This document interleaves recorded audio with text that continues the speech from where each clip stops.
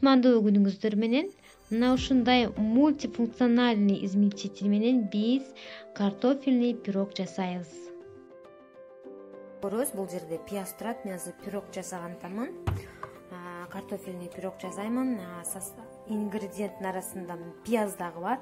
Азыр пиязды ушул многофункциональный измельчитель жардамы менен майдалап алабыз.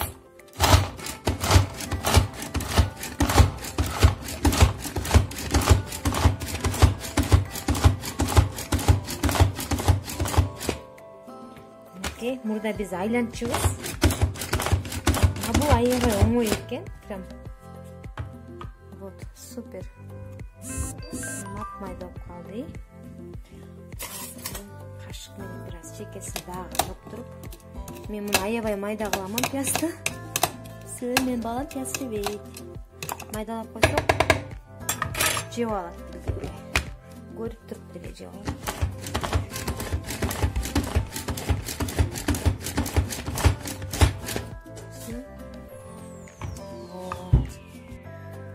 Бул болсо азыраак эт. Бул жерде билесиздер, кешиктен көп эле эттер келип калат, бирок желбей калат дегендей. Чөтө капкан жок этим. Бир кол менен тарткан неудобный болуп атат.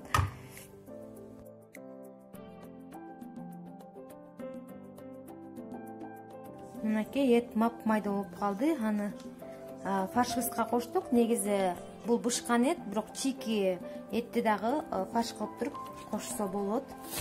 Эми биз тестосуна өтүп атабыз. Азыр биз чалып отурбай, венчик менен чалып отурбай, азыр ушунда 3 функциясы бар.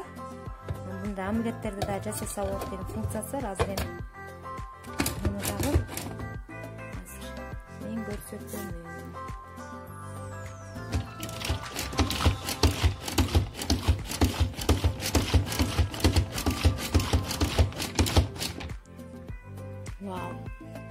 Эми буга ун, анан майонез кошом.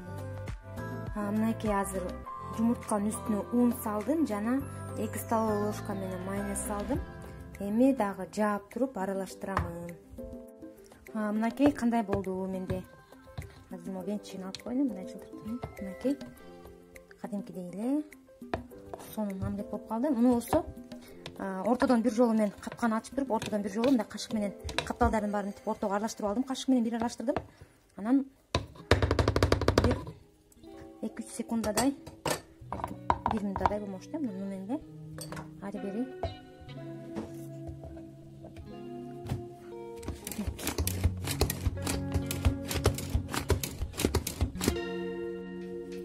мынакей ушу формадагы Фаберликтеги бир аз майлап аласыздар. Мунун ичин майлап туруп, ушундай хамырдан, омлеттен бир аз куясыңар астына, андан кийин фарш кетет.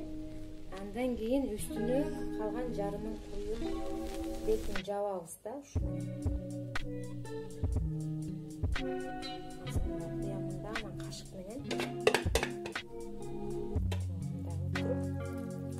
тешип жабабыз. Тамагыбыз муну кызым аябай жакшы көрөт, өзү жакшы жасайт. Мен көптөн бери жасай элек болчумун. Биздин бул рецептке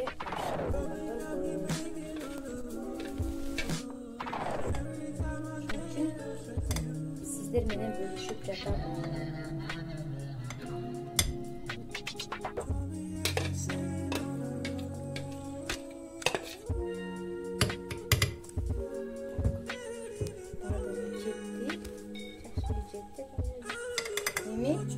Азыр ысып турган духовкага салабыз дагы 40 минутада бышып калат.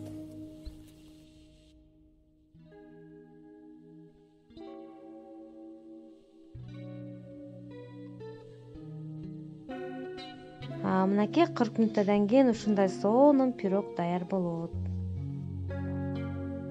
Тамагыңыздар таттуу болсун.